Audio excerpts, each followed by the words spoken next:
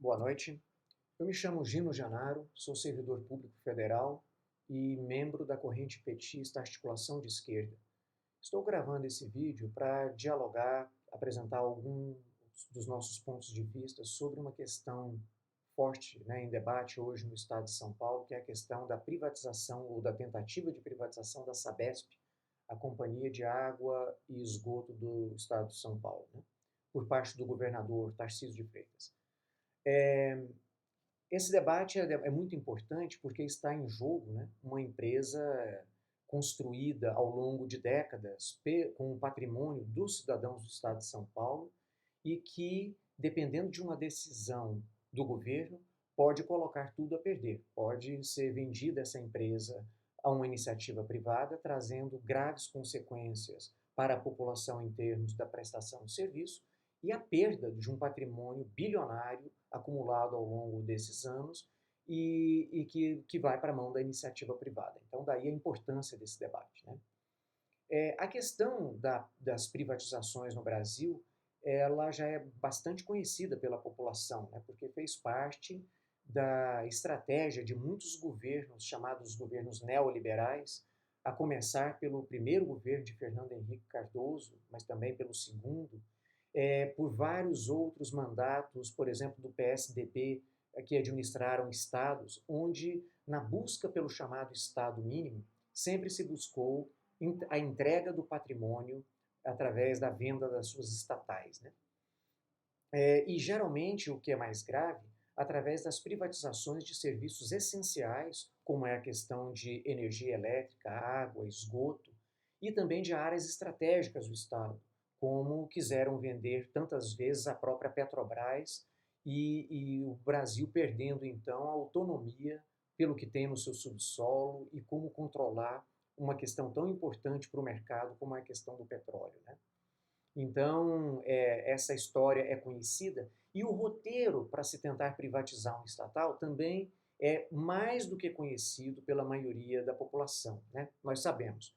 Em primeiro lugar, os governos que querem privatizar a sua estatal deixam propositalmente que os serviços prestados por ela vá piorando de qualidade. Intencionalmente, eles vão criando os meios para que os serviços vão piorando. Ao piorar a prestação dos serviços, a população vai ficando cada vez mais contra essa estatal. Afinal de contas, não está entregando aquilo que deveria entregar, na qualidade que deveria entregar. Quando a população está contra a estatal, o Estado então vai lá e investe milhões de reais para se sanear as contas dessa estatal. Porque se você vender uma estatal quebrada, com rombo no seu caixa, nenhuma empresa privada vai querer. Então, para colocá-la para privatização, ela tem que estar redondinha, toda saneada nas suas contas. Para isso, o governo investe milhões de reais na estatal para deixá-la no ponto para a privatização. Por fim, ela é privatizada. Normalmente, nessa privatização, ela é feita em condições muito boas para quem está comprando e muito ruins para o Estado que está recebendo. O que significa dizer, primeiro, venderem a longo prazo em muitas prestações com juros abaixo do mercado. Segundo, a um preço muito menor do que realmente aquele patrimônio vale. Terceiro, o Estado não recebe à vista e nem muito menos em dinheiro vivo aquele patrimônio que está sendo vendido. Muitas vezes ele recebe uma parcela de entrada em dinheiro vivo e todo o restante o governo aceita outros tipos de moeda, inclusive as chamadas moedas podres. O que são as moedas podres? São principalmente títulos emitidos e títulos públicos emitidos por governos no passado e que por algum motivo os títulos perderam o valor de mercado ao longo do tempo. As empresas privadas que querem comprar, elas detêm esses títulos públicos podres, portanto desvalorizados, só que ao comprar a estatal, ela quer que esse título valha o valor de face dele, e não o valor que ele está custando no mercado hoje, mas o valor que ele foi pago, o valor de face dele. Então, novamente o Estado perde ao aceitar esse tipo de moeda podre na negociação, no recebimento do patrimônio vendido. Então, ao fim, a população fica sem o patrimônio, que o Estado perde o patrimônio, com serviços geralmente piorando a qualidade e, invariavelmente, com as tarifas pagas pela população por esses serviços aumentando cada vez mais. Afinal de contas, a empresa que assumiu é privada e ela pensa principalmente no seu lucro. Ela quer lucrar o máximo possível, né? O governo Tarcísio tem argumentado que privatizar a Sabesp, ao privatizar a Sabesp, ele está apenas executando aquilo que prometeu no seu programa de governo, o que é uma balela e uma mentira, né? Em primeiro lugar, porque nós vimos que uma campanha eleitoral, como foram as últimas, você tem uma campanha eleitoral de baixíssimo nível, geralmente, em termos de debate das questões de Estado. Os debates acontecem numa forma muito engessada, onde o candidato tem poucos segundos para falar, para responder tais e quais perguntas já previamente ajustadas, e nunca se pode aprofundar um debate 1 milímetro abaixo da superfície. Ainda mais debates tão complexos quanto esses da questão da privatização, e que tudo que ele pode representar para o Estado e para a sua população. Então, querer dizer que o que ele apresentou numa campanha, é aquilo que permite que agora, uma vez ganhando as eleições e no governo, ele possa implementar aquilo que ele falou, é, no mínimo, forçar muito a situação, porque o debate, de fato, não foi feito, né? Em segundo lugar, é importante dizer também que o próprio candidato à época, governador, ao tratar de questões de privatização, ele dava sinais trocados. Ele não falava de uma maneira firme o que e de que forma iria privatizar tal ou qual estatal. Ele, dependendo do público para quem ele estava falando, ele era mais ou menos contundente. Ele não era totalmente aberto, né? Então, por tudo isso, é importante dizer que nunca que o que se apresenta numa eleição pode ser considerado como um cheque em branco para, uma vez a pessoa eleita, qualquer que seja o partido, não vale só para o Tarcísio, que o que ele falou na campanha já é o cheque em branco e o que o legitima a fazer tudo o que ele quer. Agora é o momento de se travar o correto debate com a população, com o parlamento, coisa que o governador não está fazendo. Ele está querendo votar ainda nesse mês de dezembro para liquidar a fatura agora nesse ano, até para que esse debate não vá para o ano seguinte, que é ano eleitoral. E dependendo da forma como você trava esse debate sobre privatização, isso pode repercutir na campanha eleitoral do ano que vem. Então ele já quer tá fazendo todos os atalhos para fazer encerrar esse debate agora em dezembro, né? Então, isso é muito grave. É importante dizer que em grandes cidades do mundo, onde o serviço de água e esgoto foi privatizado, muitas grandes cidades, essa privatização foi refeita. Ou seja, a empresa que comprou a estatal acabou ou devolvendo a estatal para o Estado, porque ela não estava atingindo os lucros que inicialmente ela estimava obter, ou se ela não conseguiu devolver, porque não é interessante economicamente, ela continua com aquele contrato enquanto é necessário, mas gastando-se o mínimo, investindo-se o mínimo, de modo a manter o máximo possível a sua margem de lucro, né? Então, piorando os serviços e aumentando tarifas e tudo mais que isso pode significar. Isso aconteceu, por exemplo, em Paris. Isso aconteceu em outras grandes cidades do mundo e aconteceu em duas cidades, duas capitais no Brasil, de estados no Brasil, né?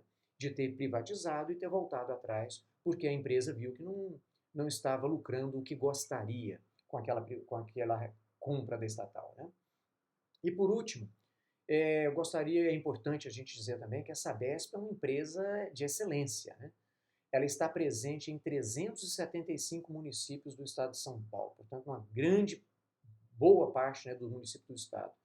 Destes 375 municípios, em 310 municípios, ela já atingiu o chamado 300%, que significa atingir 100% de abastecimento de água, 100% de esgoto coletado e 100% de tratamento desse esgoto que foi coletado, né? Então, ela é uma empresa de excelência, ela tem técnicos de alto nível, então ela tem uma capacidade de investimento enorme, um patrimônio bilionário. É claro que nessa hora a grande mídia sempre entra para favorecer o chamado Estado mínimo e para beneficiar grandes conglomerados que pretendem adquirir esse patrimônio. Eu estou gravando esse vídeo na noite de domingo, 3 de dezembro. Antes de entrar aqui para gravar o vídeo, eu estava vendo a manchete agora à noite da Folha de São Paulo, que traz uma longa matéria tentando citar 2 ou 3 exemplos de famílias que vivem às margens do rio Tietê, na capital, algumas delas, inclusive, em áreas que não foram ainda legalizadas, né, normalizadas, e demonstrando que ali há uma deficiência na prestação do serviço por parte da Sabesp. O que certamente é verdade, e nós nunca dissemos que nós temos que continuar cobrando e que a Sabesp pode apresentar os seus problemas e que a população tem que cobrar constantemente pela melhoria dos seus serviços. Isso é uma coisa. Outra coisa muito diferente é privatizá-la, entregá-la a um patrimônio, né, privado. O segundo aspecto é que é, no mínimo, desonesto a forma como a imprensa trata um debate dessa importância, citando exemplos pontuais como esse. Ela não cita de conjunto os números da Sabesp, como nós citamos alguns deles aqui, em termos do que ela já conquistou, em termos de fornecimento de água tratada, coleta de esgoto e tratamento de esgoto, né? Então ela pega exemplos pontuais para tentar desvirtuar um debate, no mínimo uma forma desonesta de se apresentar o assunto para a população debater. Por exemplo, ela não trata da questão dos investimentos cruzados. É natural, de boa parte das estatais, qualquer que seja a sua área de atuação, fazer os chamados investimentos cruzados. O que significa isso? A empresa, ao prestar o seu serviço, e ela é natural que ela arrecade, que ela tenha uma margem de lucro maior na venda do seu serviço em alguns segmentos e uma margem de lucro menor ou até deficitária em outras áreas onde ela presta o serviço. Ela então usa o que ela ganhou a mais na margem de lucro aqui para manter investimentos na área onde o retorno dela é pequeno ou até nulo, né? Então, isso é natural de uma estatal que está almejando uma prestação homogênea dos seus serviços, né?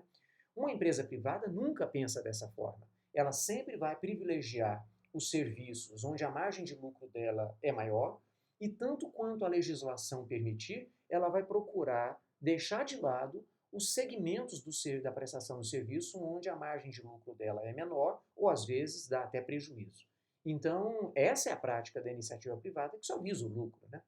Então, esse tipo de debate a grande mídia não trata. Ela quer sempre citar exemplos pontuais, fazer daquilo o geral, o genérico, para desacreditar uma estatal, colocar a população contra ela, fazendo parte do roteiro que nós dissemos.